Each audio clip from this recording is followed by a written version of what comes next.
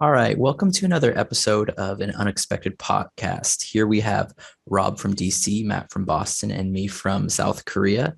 Today's episode, we are going to discuss underused models, basically taking a model that is sucks and making zero to hero. For today's podcast, Rob has chosen Ischiliath Veterans. I chose Morgel Stalkers, and Matt chose the King's Huntsman from the Rohan list. So we will be going through that. And before we do that, like always, we're going to list review one of our viewers list, and we're going to go to Matt for that. All right. Well, actually, I think Rob's going to read it out, but I'm going to share the screen in just a Sounds second. good. Here. It's a whole group effort. Yeah.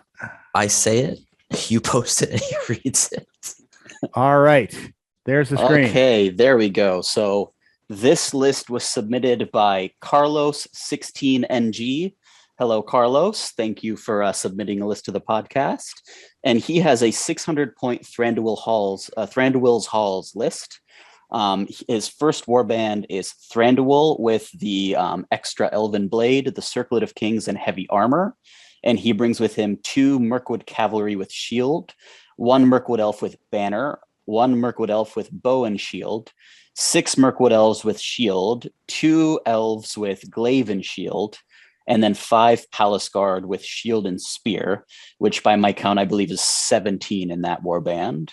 And then the second warband is Tauriel, who has her bow, and she brings with her 4, it says elf, I assume that just means Merkwood elf with shield, 4 Merkwood elf with glaive and shield, and 2 Merkwood elf with bow. They're very bowed up. Bows in each hand. They're super bowed. So basically, they're actually rangers. But and he says that he wants to have a good defensive wall with the backline supporting with D6 as well. Not much shooting, but I want a good defensive wall while going in on the attack and having my cavalry coming in from the back and supporting. So I think that broadly speaking, the strategy that he outlines here is sound for Thranduil's Halls at that points level. There are some tweaks that immediately jump out to me that I would make. And the first is it doesn't seem like Thranduil has a mount of any kind. And I feel like at this points level, he should at least be mounted on the horse. I could see if you'd want to skip the elk because of points. The great mounted Thranduil versus not mounted Thranduil debate. Yeah. And I think the mounted Thranduil is worth taking here, if for nothing else than the mobility to get him where you need. Because sometimes it's great to just take Thranduil and ride him somewhere into the middle of an army and then have him, like somersault off the horse and start doing his choppies. But I would definitely, in this particular list, put him on the horse, especially with that Circlet of Kings, because you can cast the Nature's Wrath at the wider bubble now that it has a diminished range. And I personally love Tauriel. I think that you could make an argument to take Legolas instead because they're fairly close on points there. So I don't believe that you'd lose too much to upgrade Tauriel to Legolas. And he presents a little bit less of a combat threat, but since he's not going in so much on shooting, I think that Legolas could bring a lot of utility in the shooting phase for, dismounting other heroes and just kind of bringing the army to his shield wall. Or alternately, I would just up the bows because elf bows are so strong and you just really want armies to come to you when you need them to come to you. You don't want to have to be trekking to them, especially without march. So that would be my immediate instinct. I think it's 29 total models, if I counted correctly, which I think that's right. Yeah, given the amount of D6 and everyone being fight 5, I think that's fine. I don't think that that's, for elves too small or anything at that point level. What do you guys think? Yeah, it's the march is going to be difficult too, and I kind of want to pair the whole Thranduil on horse. I think it's a little less threatening having an army come at you just 6 inches, especially at 600, because you might come against some shooting armies. But it is solid, a solid battle line with the banner, with all the D6, with the fight 5. Thranduil is going to be like chopping things to Kingdom Come. Yeah, I like it. It's really cool. I think in one of our lists, I came up with something similar, but I replaced Tauriel with Legolas just to get that extra threat. I know an opponent, let's say they have an opponent mounted or on Fell Beast or something, Legolas can continually threat that, or a low fate, maybe 2 wound model at low points like this. Again, Legolas could probably take that out in three rounds. So that's why I like Legolas a little more. I do see probably why he chose Tauriel, because it is a battle line, and Tauriel does a lot of munching in a battle line. But yeah, that's all I would say. Obviously, it's a little scary with mobility, but I think it'd be really cool. Of course, I think these type of lists are very underrated too, because once they hit combat, you just see that bubble of death with Thranduil just knocking through everything. Yeah, and that fight 6 bubble of terrifying death. Yeah, exactly. So, and then Legolas can also be put on a horse, which is just another mounted threat as well. Yeah, and you could heroic combat and all that thing. So it could actually, the whole, I think a comment I made on the episode previous with the cav, then you can heroic combat with the cav. So it's kind of a double threat, because you want to kind of hit them on the edges. Yeah. So let's see. So I guess the first thing is there's some tweaking that could be done here. The Merkwood Elf with banner just has a banner, and I'm puzzled by that. I don't think there's anything in particular about Merkwood Elves that would prevent the Merkwood Elf basically giving the banner to one of the Merkwood Elves that has a glaive and a shield.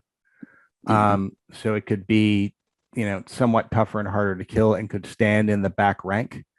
The Merkwood Elf with the banner on his own is not going to contribute anything to the fight in the battle line, and I don't see any particular reason why you couldn't just take some points and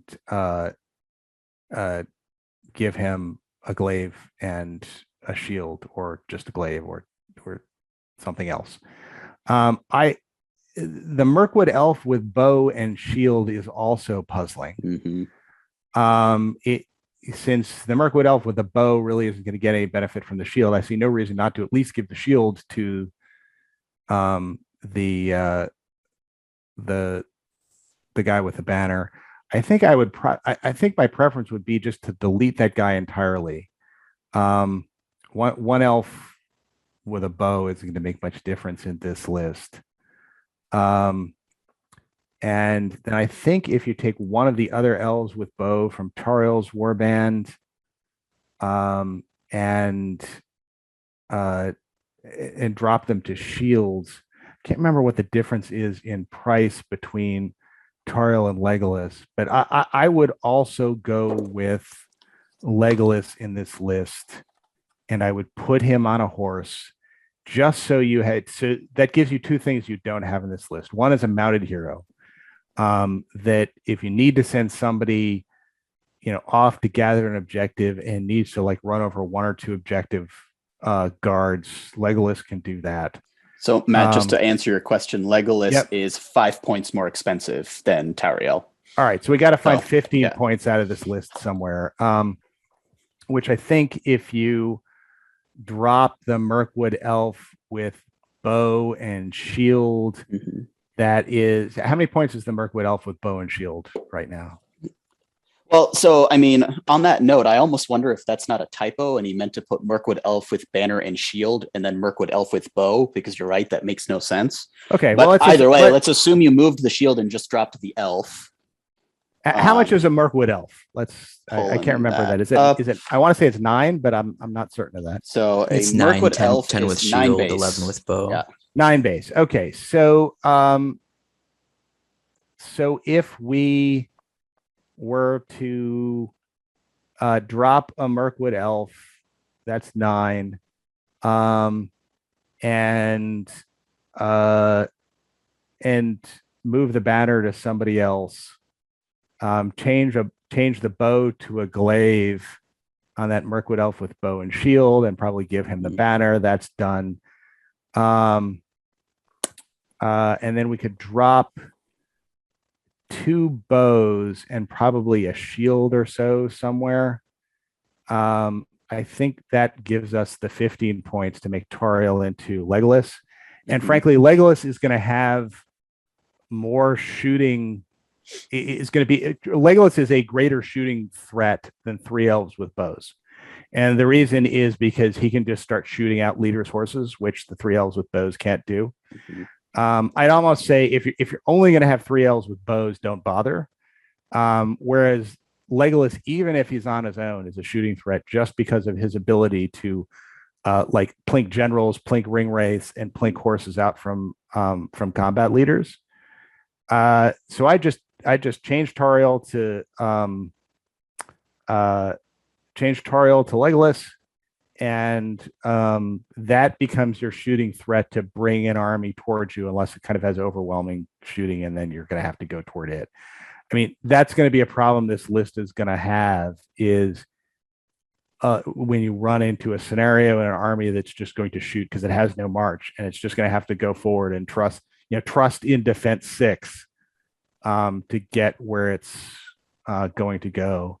And at least, Legolas can do some support shooting as he comes in to try and kill off other heroes. But I think that's what I would do with this. I don't think at 600 points there's a way to cram March into this in any way that would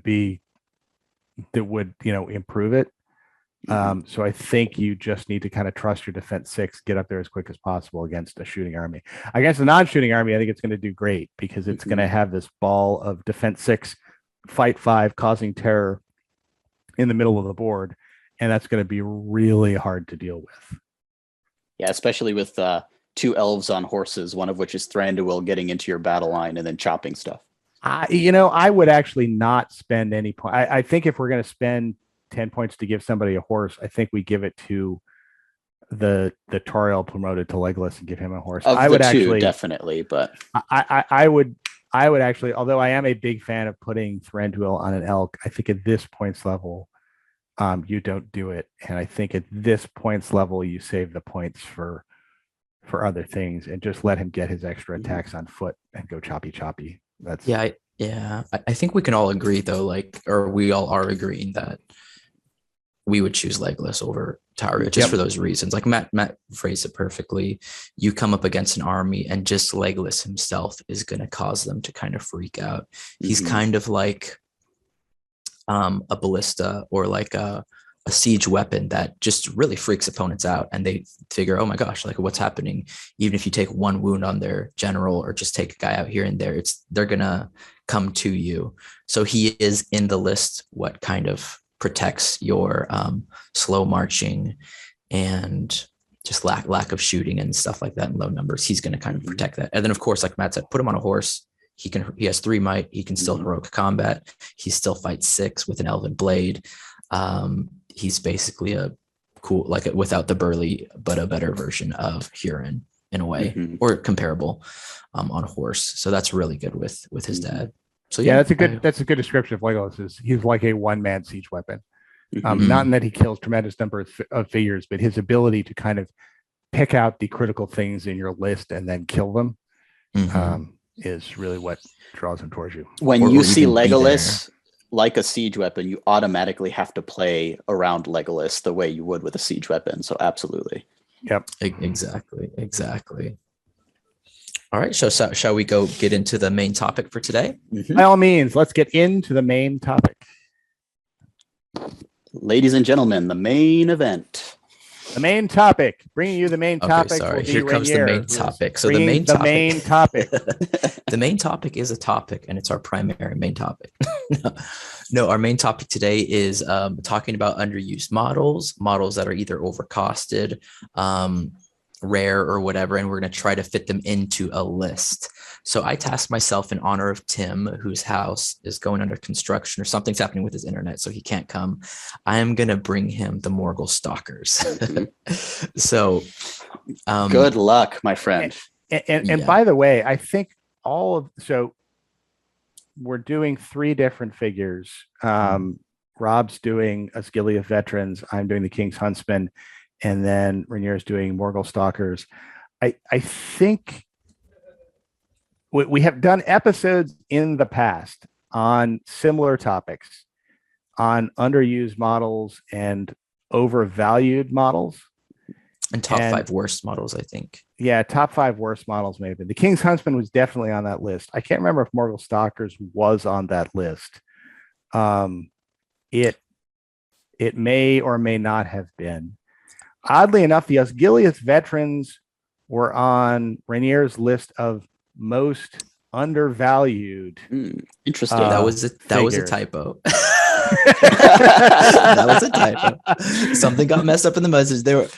Yeah, that was a typo. When I got the message from Devin or somebody, Tim, saying, bring things you want to see and make them good. So I show up and I'm like, look at this. I got this. And then everyone's like, Underused, Goblin King, Gollum. And I'm like, I don't have time to redo my list. Like, Scalia Veteran. And ever since then, I've looked like a schmuck. Rainier read out Ischiliath Veterans, and just everybody else on the podcast just went, it really was. It was like he'd passed gas in public or something like that. Yeah, I probably did actually. but it is like this. It's good to kind of, I guess, define this episode to differentiate it from our top 5 worst models. That was us bashing them and being like, they suck. This one is saying they suck, but let's try to make them work and in a competitive way. And also make them suck slightly less. This is the lemonade episode. The lemons have been assured, but you're about to get a shot at the doctor, but at least we'll give you a little lollipop. This episode is that little lollipop, just justifying it. Like, hey, here you go. Well, and I don't know if you did this in the previous episode. I can't remember now, but did you talk about how you would improve them as well? We talked a bit about that. We'll talk a bit about that again, because nobody remembers what we said in any previous episode, if anybody even listened to it. Mm-hmm. So. Yeah, I watched the videos and I'm like, oh my goodness, I do not look like I know what I'm talking about. So here we go. So Morgel Stalkers. Also, I'd encourage all of our viewers too, if you submit lists and stuff, I would encourage you to use an underused model too and try to make it work. But here we go. Morgel Stalkers. And by the way, we would specifically encourage anyone who is going to tournaments, in particular tournaments where we're playing, to bring lists featuring underused models and try and make them work. That would be great. Try and make them work specifically against us in games. Yeah, prove us wrong. Post your list too, so we can review it before we play it. It's we're doing this for you. Okay, so I've got an 800-point list, of course, going back to the semi-American meta, what you typically see in the States. Leader is, first of all, I have to build this around Morgel Stalkers. Leader in first warband is Gothmog on Warg.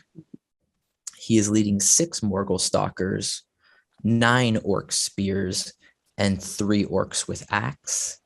The spears also have axe. Then I have Gorbag. Gorbag is leading 5 Morgel Stalkers, 4 orcs with spears, and 2 Morannon orcs with axe. Are these one-handed axes or two-handed axes? One-handed. I'm not handicapping myself that much. I'm going to bring a whole... I thought maybe you were going for a twofer there, and you're also like, I'm going to make two-handed weapons work too. And you were like, now that is impossible. So then my third warband is Guritz. He is leading 6 Morgel Stalkers, 4 orcs with spear, and 2 Morannon orcs with one-handed axe.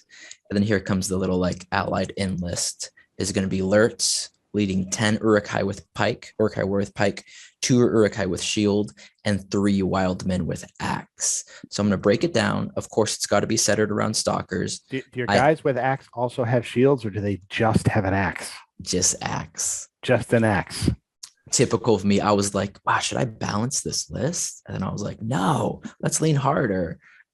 Nothing but axe. Nothing but axe. I'm gonna actually before if I play this at a tournament, I'm gonna have 2 axe sprays in my hands and just spray it and then present my models. Let me axe you something. Any shields? No shields. No shields. All right. So I have 60 models, 60, 17 of which are stalkers. 12 or 17 are stalkers, 17 are orcs, 12 are Uruk-hai warriors, 3 are wildmen, and 4 are Morannon orcs. So the basic makeup is 60 models. Guritz has 1 might, correct?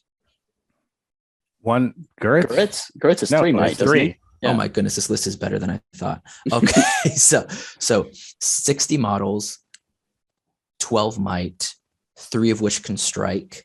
The makeup of the army is, of course, I have a horde, but I also have selective fight for, I guess, within it. Lurtz's deployment movement means he can basically deploy wherever on most of the scenarios. So I can put that fight for wherever I want. The Uruk-hai pikes can support anything. Even without the Uruk-hai pikes, I have stalkers within every single warband besides Lurtz, supported by spears. So that's 3 attacks there. I can also toss in 4 attacks, so forth with all the hordes and whatnot. I like Guritz. He's very good with the Maelstrom. Mm-hmm. He has that might, and he can just bring that, again, like Lurtz, but he's a better version of Lurtz when it comes to deployment, to bring my army wherever it is. Usually Lurtz, not my leader, but he has strike, 3 attacks, can kill stuff pretty well. And then I have Gorbag. I think Gorbag's probably one of the most underrated models in the game. He can go up to 3 attacks and strike. What if he goes to 5-2 if he's outnumbered? So he's pretty good there. I can have him. Gothmog has a Master of Battle, and also another little bubble, which would make the Morannon orcs, or more the orcs, the stalkers, and Morannons all hatred of men for like a little bit. So they're killing stuff pretty fast. So I like it in a sense that if I'm working with a model that's gonna like make my list worse, I still think this list is pretty viable. I could balance it out because I have 60 models, good fight force spread out, strength force spread out, attacks up the wazoo everywhere. I could play the scenario game really well because I can just throw a stalker somewhere, throw them on like an objective, throw them here and there, and you're still getting basically a hunter orc, 2 attacks. I don't think they're as good at strength, but they're killing stuff. They still got that. So yeah, I was pretty surprised with what you can get if you just spam stalkers with other things. Again, I could balance it if I wanted to change up the list, throw in a banner, just drop maybe 2 or 3 models, 57, have a banner in that for again scenario, and have rerolls. So the stalkers are rolling like 4 attacks because they have the spear or the pike behind them. And yeah, I like it. Gorbag, Gothmog, and Lurtz can all strike. So I am kind of like going toe-to-toe with some heroes. If I need, I can stop them. And it's just a horde, a ton of guys. Again, I was like pleasantly surprised with what you could do with stalkers at 800 points. Remind me, how many of the orcs had spears? Orcs have spears. You have 17. No, excuse me. 14 have spears. 14 have spears. Okay. All right. And then 10 Uruks have pikes. So 10 Uruks have pikes. Okay. All right. Yeah. I mean, I was kind of curious why you didn't go kind of exclusively spears and pikes on the orcs and the Uruks, but you went pretty close to that. Yeah, I see the point of that. I mean, I kind of like this. You do have 17 2 attack models in the stalkers. And I guess what you do is on the approach march to somebody who's shooting at you is you try and make sure that the stalkers are always behind some sort of cover with hopefully nobody behind them that can be seen, and then you end up having to shoot through the stalker to kill the other guy and have them die. But I guess the one thought I had is I would definitely drop a few of these guys to get a banner, because otherwise you could end up like playing to the death against somebody who's like, there's a 60 model army out there. I have a banner. I'm going to cabin myself into this corner of the board with the banner all the way at the back. And I'm just going to wall myself into a wall that has a higher fight value than he does. And then you gotta waddle all the way across the board to get to him, and fight through to his banner. That Thranduil's Hall list we just reviewed would tear this sucker to shreds. Yeah, exactly. Yeah. And at least with a banner, you could sit in your own corner on the other side of the board and say, all right, why don't you come to me instead? Yeah, that's my big thought. But yeah, I guess this would work with me. Rob, what do you think about it? So I think like the coolest piece of tech in here that I hadn't thought of before is the Gothmog Stalker combo, because I never really in my head connected the idea that Morgel Stalkers are Mordor orcs, right? So they benefit from Gothmog's abilities. And so it's kind of a cool little thing you can do where you can take this cloud of stalkers and they kind of hug terrain on the way up so they don't get shot. And then they kind of pounce on a flank somewhere and you pop Gothmog's Time of the Orc. And that, 12-inch bubble reaches pretty much board wide. And so suddenly you have 2 attack models rerolling moons. And as like a little mini cruise missile, that's definitely something that could catch an opponent off guard. So I really like that. I think that's like a neat way to, make the lemonade, so to speak. I completely agree with everything you said, Matt. I would drop a couple models for the banner. I mean, once you're getting into 50 plus models, the difference between 57 and 60 is usually pretty minimal at that points level, right? It's like when you're playing pride, Goblin guys. Town, it's like, do I take 90 or 85, right? Like it doesn't matter. Yeah. And I mean, you've got. What is this though? What do you think, Rob? Because I was thinking about this and I forgot to put in my list. I could drop maybe 2 models and put axes on all the stalkers too. Would you guys consider that? I mean, I think it's an interesting thought, right? Because let's see, they're all strength 4. Right. So, they become strength 5 when you pierce, and they're already pretty weedy to begin with. So losing the defense, if you're losing the fight, you're probably going to die anyway, whether or not you went down defense. So I don't think that's necessarily a bad idea, especially if you're going to use them as this like one-time goon squad where, you piercing strike and pop Gothmog and suddenly you've got 2 strength 5 attacks, rerolling wounds coming at you. Either in a little cloud on the flank or let's say in the battle line because you've got the pikes behind them and God forbid you're stacking like double pikes or something like that. So you're just throwing a ton of dice. So yeah, I don't think it's a bad idea. I don't think it makes or breaks the list one way or the other, but I mean, since you're already taking 2 cans of Axe body spray, I think you need more Axe, obviously, right? I think so too. I need a couple grenades of Axe body spray. Yeah, I mean, you could also drop like, one of the orcs without a spear and give axes to 6 of them. I'll be honest with you guys, I was just trying to hit that 60 mark. You're just trying to hit 60. I was like, oh my gosh, like this could be more, and I was like, no, I could get the 60. No, I agree with you guys. Drop a few to add those tools. I was even tinkering, you could even toss in a Creebane or something. Very interesting, or tossing some warg riders, or even Dunlending horse models, like, or something. Like it's interesting to kind of like spam this out, and I could still like get like 55 models with spam Morgel Stalkers. And Gothmog's no slouch in combat, and his special rules I think are some of the best. Yeah, slouch. You could actually do. Well, actually, no, that wouldn't work because the Urks and the Wildmen. I mean, what I was thinking is you could.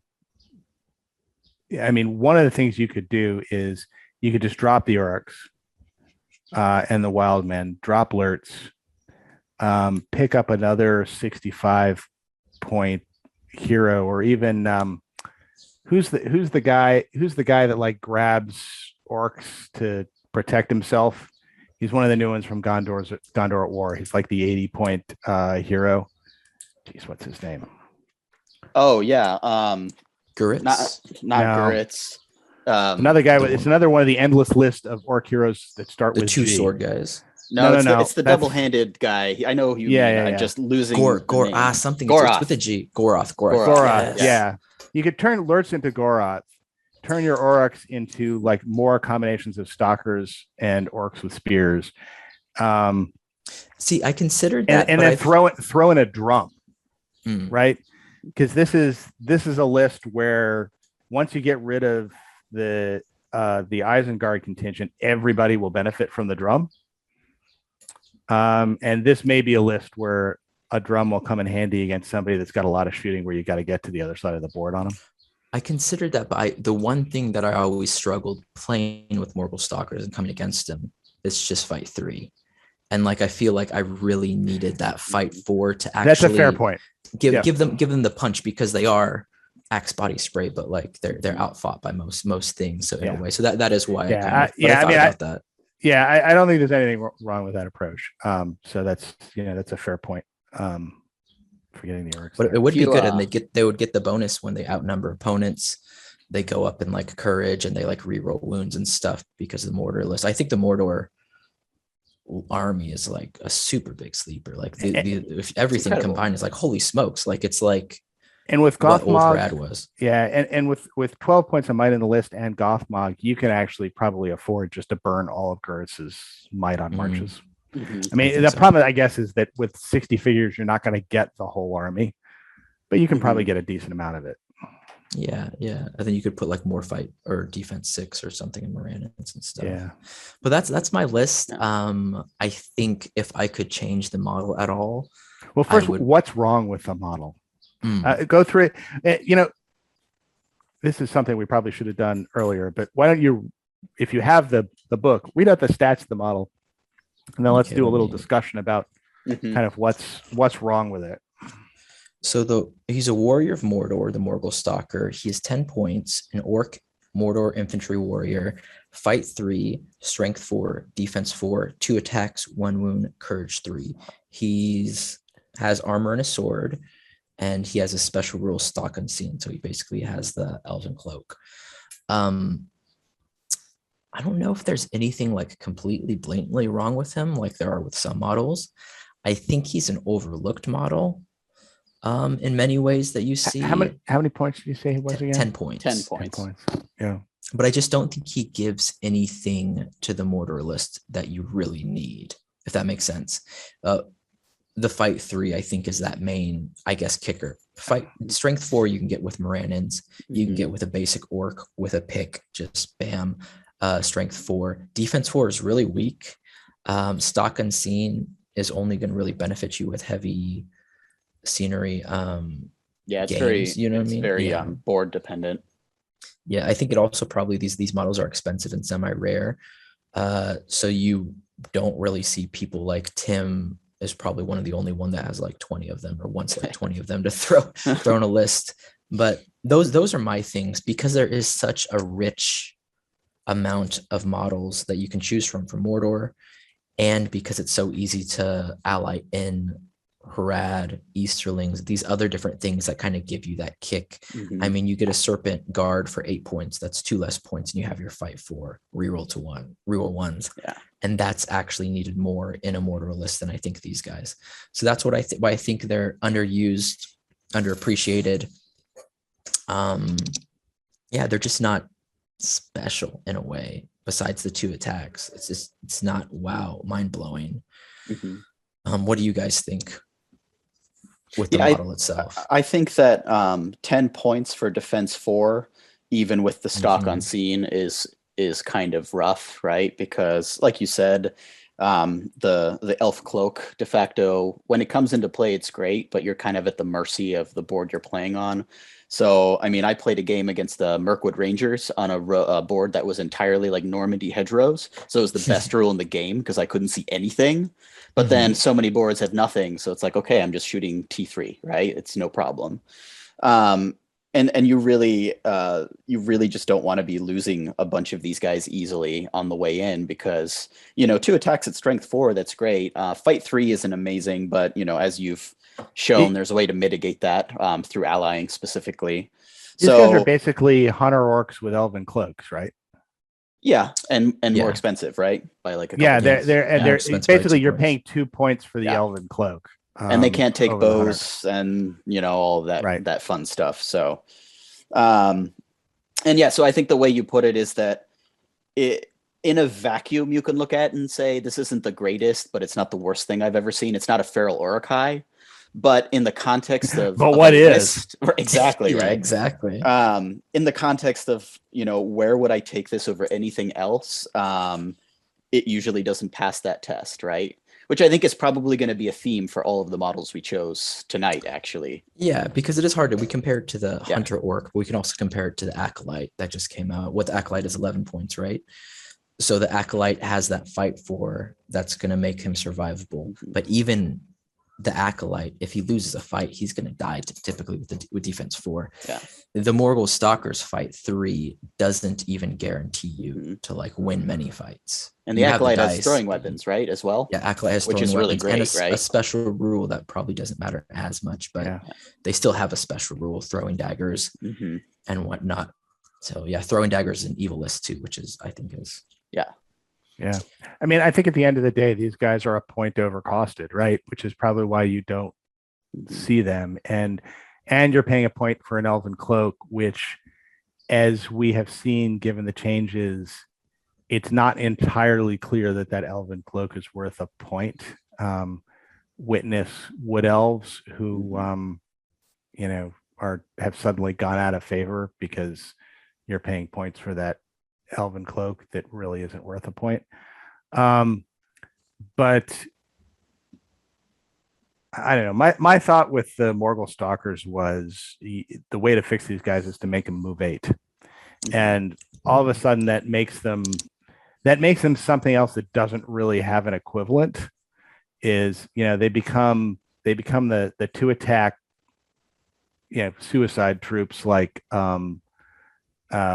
the Hunter Orcs are, but they suddenly have a little extra mobility to kind of get around a flank or something like that and trap people in and kind of swarm one side of your battle line or get into combat with you quicker. And I think that solves the overpointed problem in kind of a unique way. That's how I'd fix it if I were in charge, which I'm not. And nobody will ever listen to me. So, Yeah, exactly. They're like, whatever Matt says, I'm going to do the opposite. This is me shouting. Yeah, this is me shouting into the void. I can see it now in the writer's room. I had this great idea, blah, blah, blah. Oh, wait, Matt said it. Shoot it down. Yeah. They're like fight 5. Abort. Fight 5. Or not fight 5. Make a move 5 in the new War of the North supplement. Right.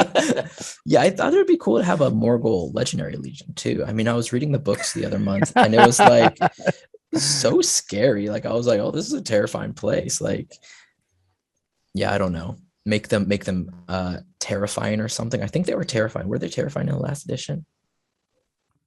I almost don't remember. I don't know. I mean, I can't say paid. I don't think that they were. I would make them terrifying because they scare me. But anyways, but it is, again, like it's hard to compare these guys, or it's hard to take these guys. Again, another example, you have your Black Numenorian, fight 4, D6, terrifying, and they fit that orc kind of shield wall. These guys, I mean, Matt said it, like, you don't have the movement. They're going to be in the front ranks and either shot or killed. Yeah, so you mentioned the books, which is great because, like you said, in the books, it's terrifying. It's like shadows that creep up on you and like jump out when you least expect. So I like the idea of giving them more movement. I like terror. I thought about, maybe instead of stock unseen, giving them kind of a built-in Shadow Lord rule where they can only be hit on 6s by shooting because they kind of meld with the shadows. Or because they're made out of birds.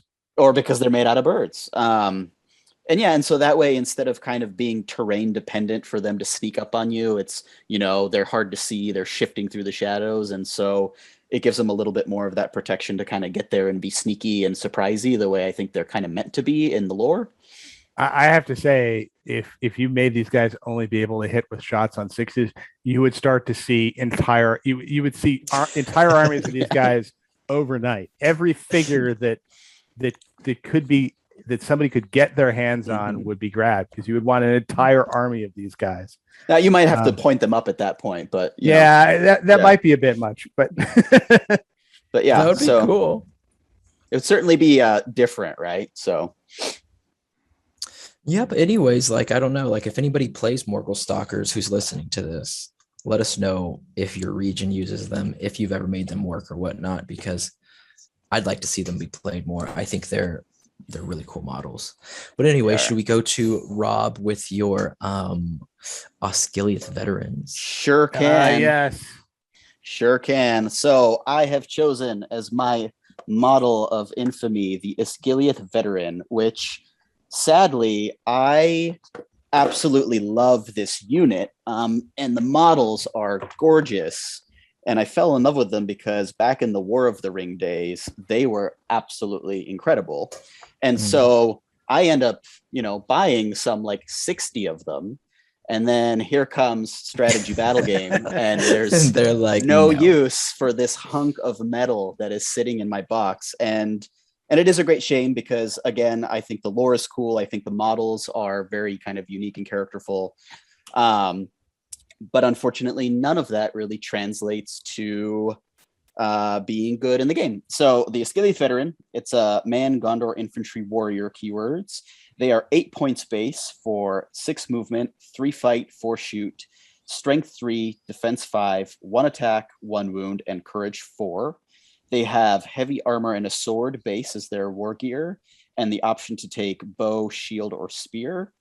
And their special rule is loyal to the captains. If this model is within range 6 inches of either Boromir or Faramir, then this model will receive a +1 bonus to its fight value. This is cumulative with other fight value bonuses. So on the face of it, that doesn't sound too terribly horrible.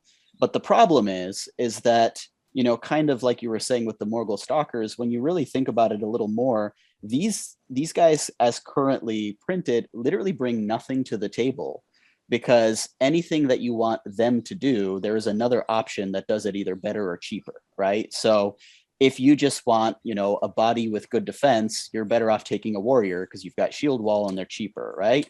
If you just want fight 4 and maybe the little bit of better courage, then take a Citadel Guard if you don't have bow limit left, because they have fight 4 unconditionally and bodyguard, or take a ranger, you know, who has fight 4 built in. And if you want a little bit of both, you take a Fountain Court Guard, because at that point, once you build all of the options into them that you might want, you're better off taking a Fountain Court Guard who brings that D7, right, with the shield. So there's just really no niche or role that I can see these guys naturally filling, even though on the face of it, you're like, oh, that's a pretty cool ability. And maybe it would be in almost any other army, but they're surrounded by other models that just do what they do better, cheaper, faster, sexier, what have you, right? Not enough axe for Rainier, basically. But with that in mind, you know, we are making lemonade. So I got to thinking a little bit hard about how I would take these guys in a list that would be reasonably competitive. Now, I'm not going to go ahead and pretend that, you know, you're taking these to Articon and winning, but, you know, something that you can show up to a tournament and not get completely rolled over. And so when I was thinking about it, my first thought was, you are always going to be taking Boromir with the banner, because if you're going to get anything out of these guys, you need to have at least 1 mirror, and the banner would get them to fight 5, right? So that's kind of, he's going to be the linchpin of, if you want an army list based around Ischiliath veterans, he has to be in it, in my opinion. And then when I was thinking about it from there, I was like, you either take a ton of them or you take none at all, because if you just kind of sprinkle 3 or 4 throughout your list, there's just no justification for them not being either Fountain Court Guard or any of the other options that, you know, we talked through, because at that point it's like you're saving what, 4 or 5 points. There's no way you can't find that in a list to upgrade them to a vastly superior troop, right? So you're probably spamming them if you want to get anything out of them at all. So that's kind of like rule number 2, bring Boromir and spam them. And if you're going to take enough of them to matter, then rule number 3 is you probably want the other brother as well, because at that point you want them to always be within range of their special rule, and having the 6-inch bubble kind of almost anywhere on the battlefield is going to be fairly important as you get more of them out there. And finally, one of the kind of more unique things they have on their profile is the Courage 4.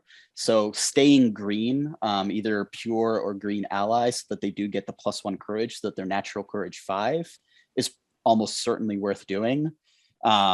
Again, you'd probably rather have Bodyguard with the other 2 options in their place, but again, lemonade. So taking all of that together, I put this list together that I have chosen to go at 700 points, and I chose that points level because I think at 600, when you're taking both brothers, you just don't get enough. You really want that kind of third support hero that you would be lacking at 600, and by 800, you're running into things like even your list, Rainier, where it's just too many bodies, or too lethal, or you're starting to see some of the big things that their kind of inefficiencies really start to show through.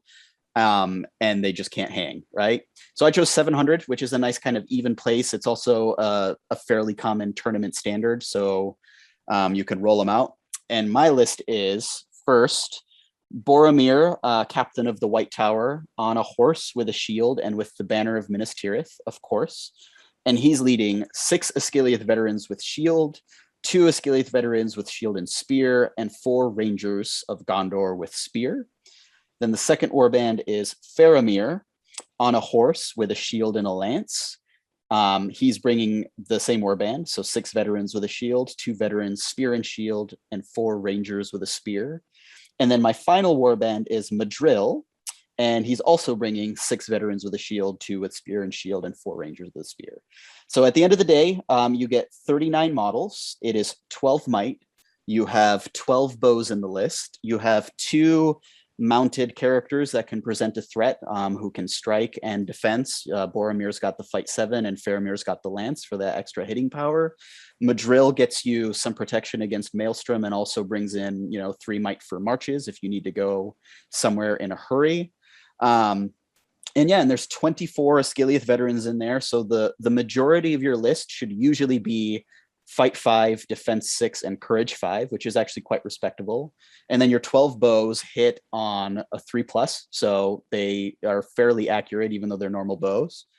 And there's enough of them at 12 to cause some concern and allow you to hang back and reasonably expect to at least compete in a shooting war with most armies at 700 that aren't, like Corsairs or something.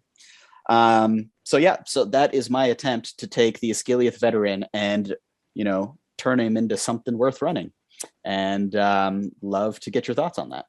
You didn't want to go for the bonus points and figure out a way to get Ischiliath veterans with bows into the list? Well, you could change out the rangers for veterans with bows and spears, but then you're getting they're a little point too much more axe if they're for bows me. and spears. They're they actually cost the same if it's just bows. But. So Matt's because of he's the going way to take the Huntsman without bows. Yeah, right. I mean, the way that you are building the list, you can kind of throw around spears between rangers or veterans how you want, and then Faramir, you can kind of like, if you wanted to tool him, you could give him the bow instead so that he's another shooting threat. So there's a little bit of variability in the way you could, reorganize the warbands, but the core of it is the 24 veterans with their 12 rangers supported by the brothers, and Madril is kind of your flex hero to smooth it out while the mirrors do the killing, and hopefully fight 5 D6 holds the line.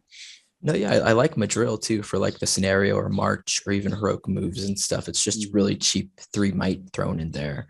What was Madril's, or I guess we're calling him Madril this time. I was calling Madril. What was his warband again?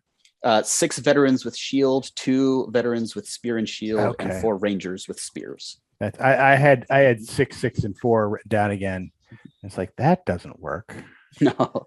So at the end of the day, it is 18 veterans with shield, 6 with spear and shield, and 12 rangers with spear. So you can move around the warbands as needed, and again, switch spears as you needed.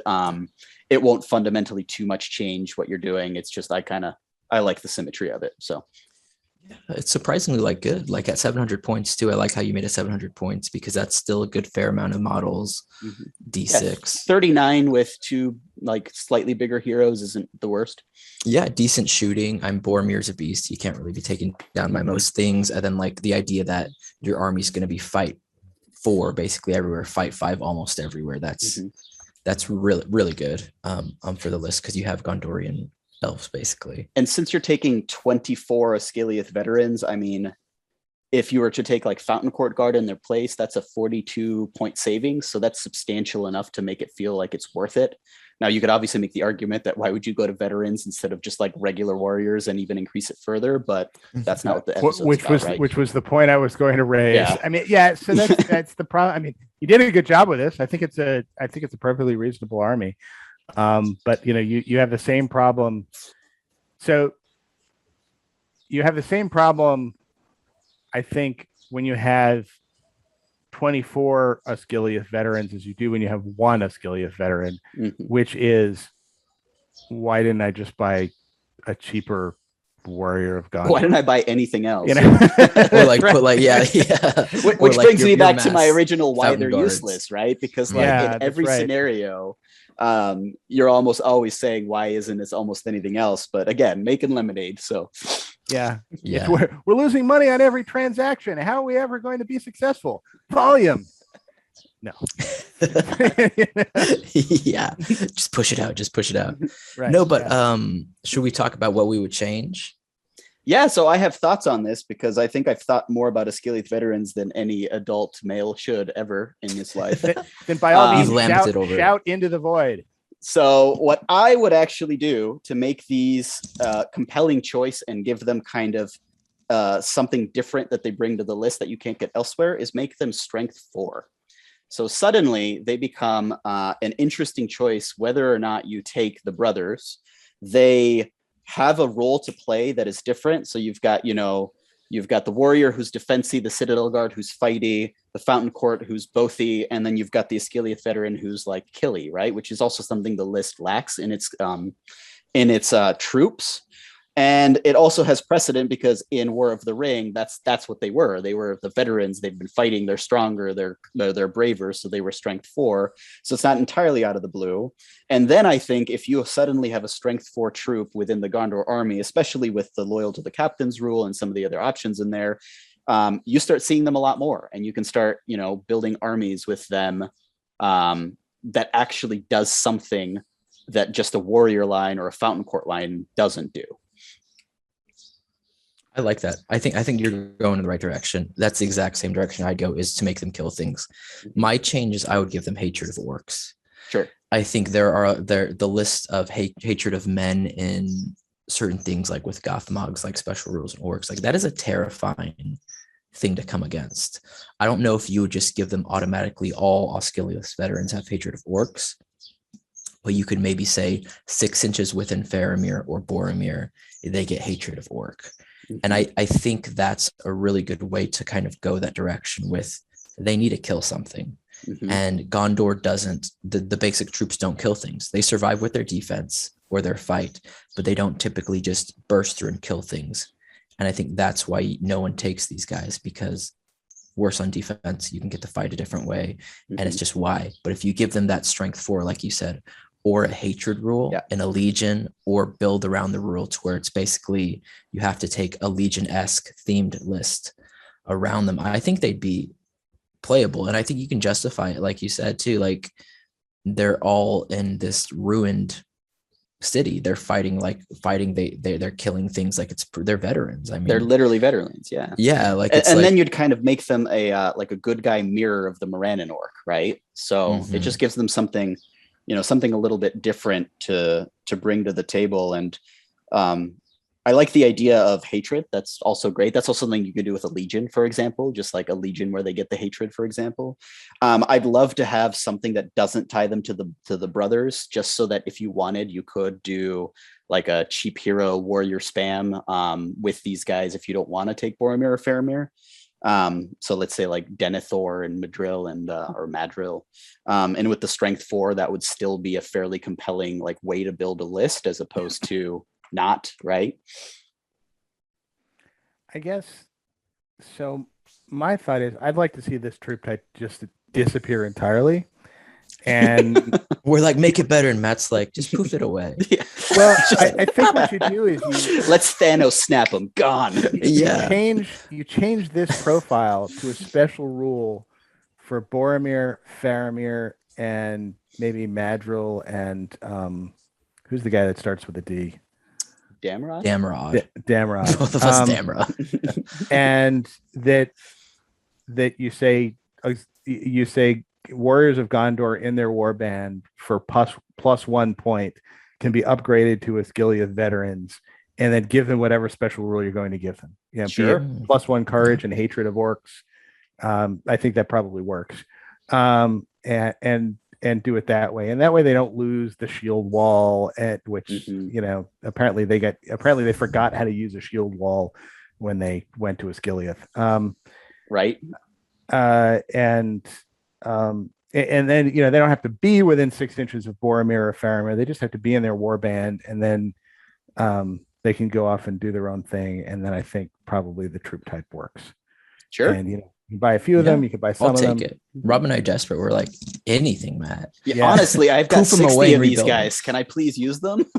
And the models from Games Workshop are like really cool looking, and it's and the conversions you see too, right? Like people make some amazing conversions of them as well.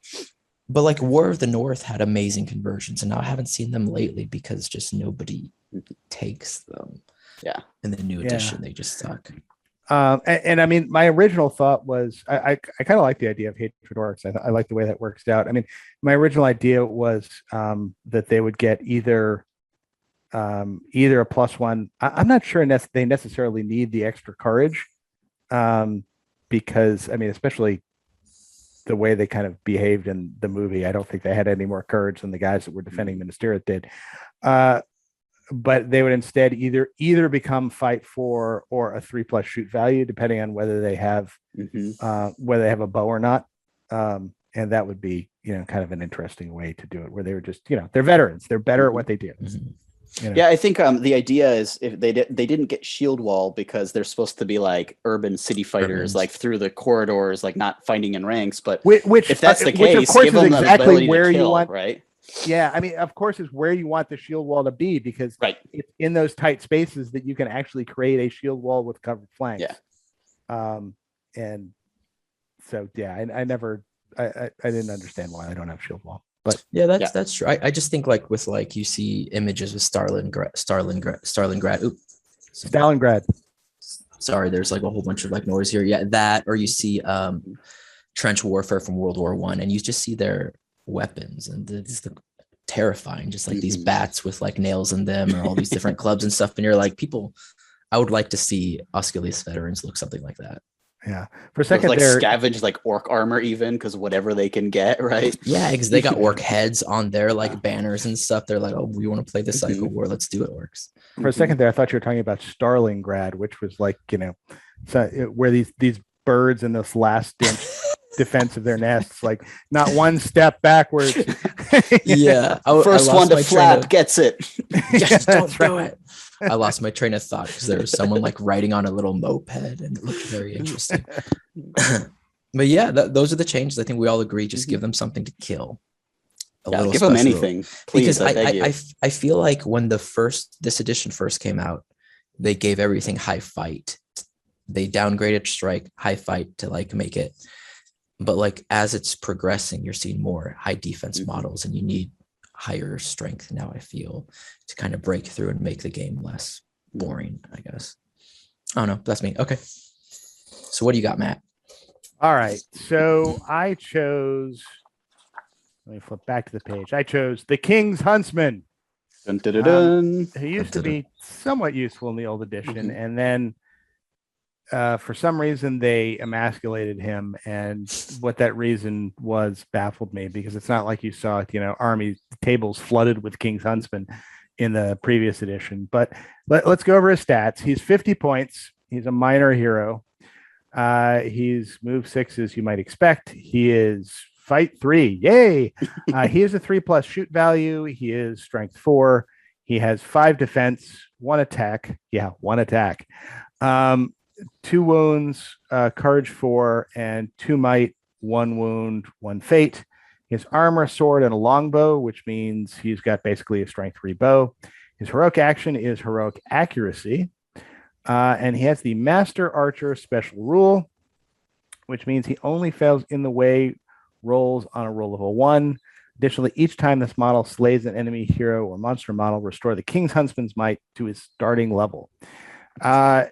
So there are the big downgrade from the previous edition was the King's Huntsman used to be able to shoot into combat. So he effectively was he was kind of like a poor man's Legolas, and you could throw this guy into a list and have somebody who could try and shoot out horses, shoot horses out from under characters who were fighting.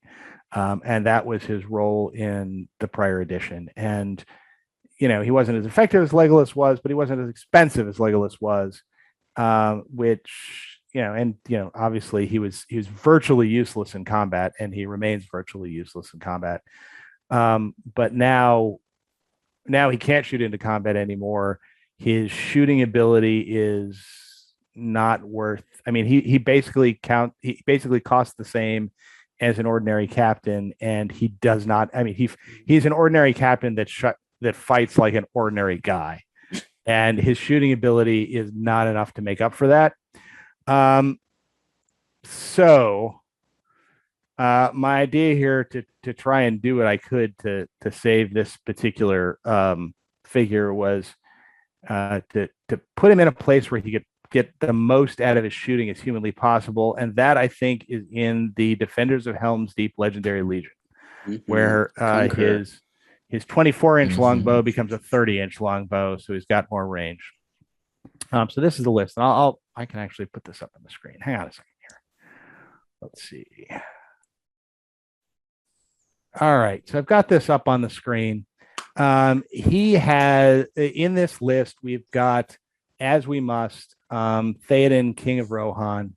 And I don't think I bought him the shield, and something in here should give way to give him the shield. I'd drop the King's Huntsman probably, yeah. Yeah, that'd be a way to do it. And with Theoden are four warriors of Rohan with shield, 5 warriors of Rohan with throwing spear and shield. So these are the double use throwing spears, where they count as regular spears as if you don't throw them. So that's a 5 wide shield wall there with Theoden in the front. We're going to talk about Warband. I'm going to skip over Warband 2. So Warband 3 is Gamling, and he has the Royal Standard, and with him are 4 warriors of Rohan with shield and another 5 with throwing spears. So that's another kind of 5 wide shield wall there. Then the next Warband is Legolas, all on his own, just as a 1-drop. And after that, we have Aragorn. And with Aragorn, as we must, we have Halath. And then we have 3 warriors of Rohan with shield and 5 warriors of Rohan with throwing spear. So that's another kind of 5 wide warband or shield wall. And then we have the King's Huntsman's warband. And that is led by the King's Huntsman. In his warband, he has Aldor Rohan Archer. So this is the old man with the quivery hand that always shoots first and shoots with a 5+, but gets to re-roll both his to hit and to wound rolls. Then we have 2 Galadrim warriors with spear and shield, or spear and bow rather, and 2 warriors of Rohan with bow. So there's not a lot of bows in this list, but we've got Legolas in this list. We've got the King Huntsman in this list. We've got Aldor in this list, and we've got Halath in this list, who also has a bow, by the way, which I always forget, and I see a lot of people forget. So while there are only 8 bows in this list, 4 of them have might, and 1 of them is Legolas. And the idea of this little package here is that this little package is designed to do 2 things. If somebody doesn't have blinding light, then what you do with the King's Huntsman's warband is you perch it up on some terrain where it's going to get decent fields of fire, like usually like the top level of those Ischiliath ruins pieces from Games Workshop up there, or like on a roof of a building or something like that, where they're going to get a decent field of fire, still hopefully be close enough to Gamling and his banner. And their job, along with Legolas, is just to pick out 1 hero and shoot him off a horse each turn as the enemy is coming in when you're 30 inches away. And between you have a number of different special abilities. You've got Aldor, who's re-rolling stuff. You have Legolas, who can basically do his auto hit. You've got the King's Huntsman, who basically will ignore in the ways to get at somebody. And, if you need to, you've got Aragorn, who can be nearby and can call a heroic accuracy as folks are coming in. The idea is, if the guy's advancing forward, if he's visible, you can hit his horse, and you should have enough shots with enough might behind them that you're going to kill that guy's horse. And you might even be able to kill that guy if you're willing to commit enough might to it. And this list has enough might that you can afford to expend some to hit. The other task of this little package is, if somebody has blinding light, there's enough tricks in here to try and shoot through the blinding light, basically, and kill the person who's casting it. Because you've got the King's Huntsman. You got the King's Huntsman, who can, if he's standing near Gamling, can go ahead and just blow his 2 points of might to hit somebody. Because if he gets that hit, then no matter how many guys you've stacked in front, you're probably going to be able to blow through and actually hit the Galadriel or the Círdan, who's standing in the backfield behind 3 ranks of guys. You're probably going to hit him, and it's a strength 3 bow, so you may well wound them. Mm-hmm. So it may be worth pitching a point of might or 2, especially if you're going to get it back, just to make sure you get that 6, get the hit, and get the wounds. You got Legolas, who can probably get a wound each turn too, and then you got Aldor, who oddly enough isn't all that afraid of blinding light, because he gets to re-roll, and he's got 1 point of might, which, if you aren't spending it to kind of rejuvenate the Huntsman, if he's standing near Gamling, he basically has 2 chances to roll a 5 shooting into blinding light, which is what he needs to begin with.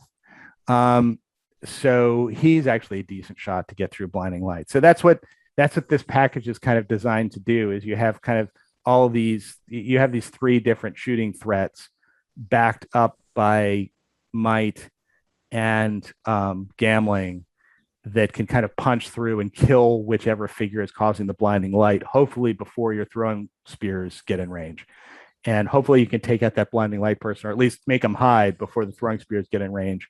And then you've got 15 throwing spears that can greet somebody once they actually get up there.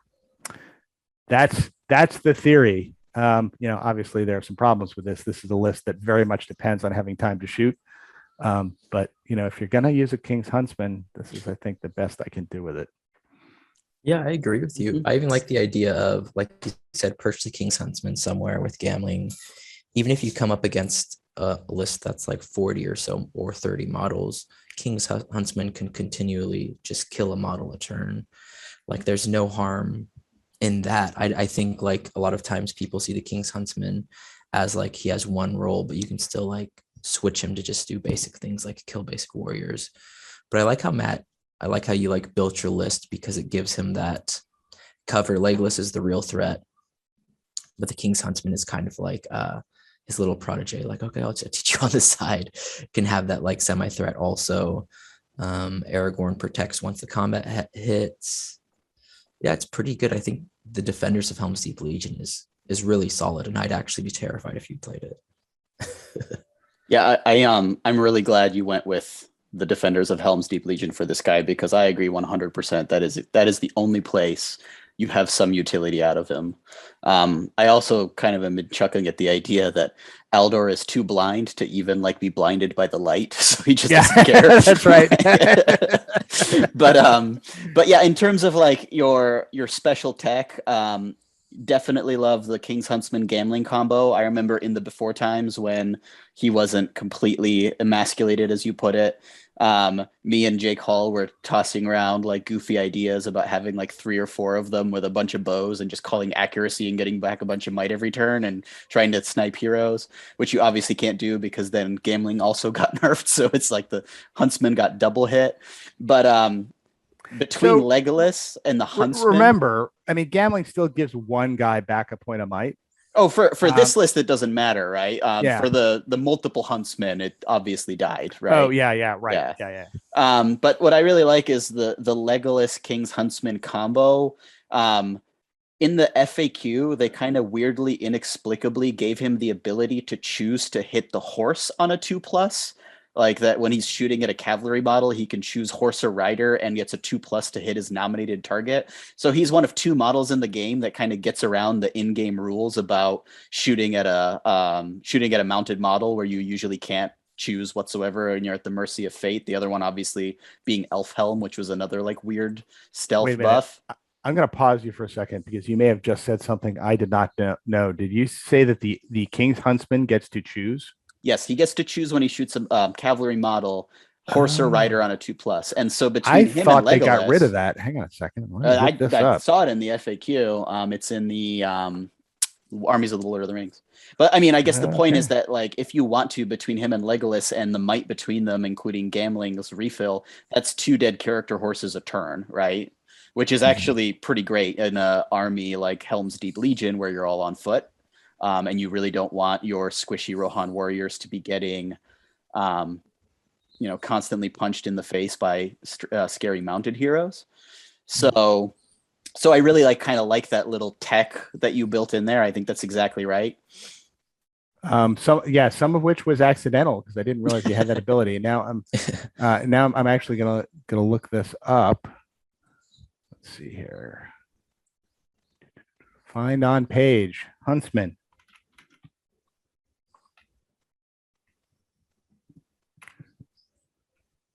All right. Oh, yeah, sure enough. There it is. When a King's Huntsman shoots at a cavalry model, they must declare whether they're targeting the horse or the rider. If they hit the cavalry model, they will hit the targeted part of that model on a 2+. Yeah, it's like a weird stealth buff, right? This list is unstoppable. Matt's going to go it's certainly uncavalryable. Yeah. All right. Well, yeah, no, that's actually cool. Yeah. Okay. So I figured you just have to shoot in and take a 50-50 shot as to which one you're going to hit. But yeah, if you're hitting the horse on a 2+, then yeah, between him and Legolas, hopefully it's enough.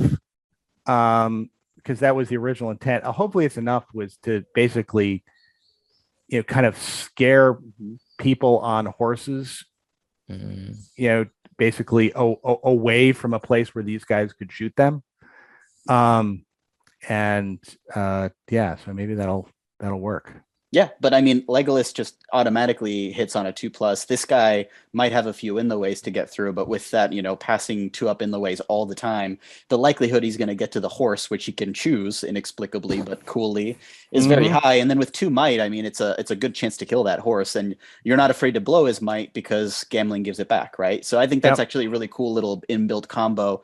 Now, all of the weaknesses you mentioned about being dependent on a board and a mission where shooting is a thing that you can reasonably do for a turn or 2, but most missions you should at least get 1 turn of shooting, and if that 1 turn kills 2 character horses, you're kind of in business, right? So yep, fair enough.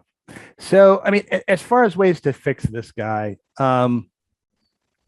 if you don't give him back the ability to shoot into combat, and that was a bit screwy because you actually had a chance on your 2+ in the way to kill a friendly model with this guy. And I kind of understand why that went away. I think this guy is screaming out for one of the many special rules that already exist in the game. And I think, I would buy this guy if he got a free point of might to shoot. Just like Narzug does. I would consider buying this guy if he got 2 shots like Haldir does. But he needs something else to make him worthwhile. It would also be nice to see this guy have 2 attacks so that he's not completely useless in combat. But he needs something. Any of those things would do, or some combination of them. I also wouldn't hate him no longer being a minor hero if he was back a fortitude. It wouldn't make a huge difference, but then he'd at least be cheap. I think prefer him to be an independent hero. Oh yeah, that would be good too. Yeah, one or the other. And I mean, he seems like he would be an independent hero. I mean, he's not like a guy who's I'm the Huntsman and this is my warband of loyal other huntsmen. I mean, I'm the huntsman. Like I run around and I hunt things. That's what I do. I don't lead troops. And that would be. Yeah, he's kind of like great. a game warden, right? In a way. Yeah, exactly. Yeah. And he could be the king's huntsman. He could be in the king's warband, or he could be, in Gamling's warband and stand right next to it. Because it sounds like he ought to be just one guy on his own, and it'd be great if he actually could be one guy. It'd be kind of neat if you also then packaged in like woodland creature or something, just because the idea is he's running through like hunting deer, right? Mm-hmm. Even though there's like 3 trees in all of Rohan. But right, but he's hunting them all. Yeah, that's right. Yeah, but, or it'd be good. Go ahead. If he didn't get the penalty against Crebanes, he just hit them normally because he's that'd be cool. He's just shooting birds. Yeah. I do like the other things you said about the plethora of existing shooting rules, though. Any one of them would be great on him. So yeah, yeah. It's not like you need to. It's not like you need to like rewrite the game to make this guy function. You just need to take something you've already got and bolt it onto him. Which again seems a little bit like a theme for all of the models we chose, where like they're just about there and a little push can get them somewhere a little more useful, right? Like you don't have to rewrite the entire game for it. This guy's not just about there. He needs a couple things fixed. But, so this is a guy who kind of like, unlike your two guys, where it's like, these are you both chose models that were, somewhat overcosted, and came up with ways to make them work. The King's Huntsman is somebody who, absent special circumstances and a real specialized role for him, you would never consider taking this guy. He's like that. What is it? The court guard in the Minister's List called the Knight of the White Tower. Knight of the White Tower. Yeah. Kind of like that, to where it's like you need to totally overhaul this guy to make him viable. Yeah, I don't think there's a lot that guy has going for him. I guess he does have heroic strike, which is neat on a captain style model, but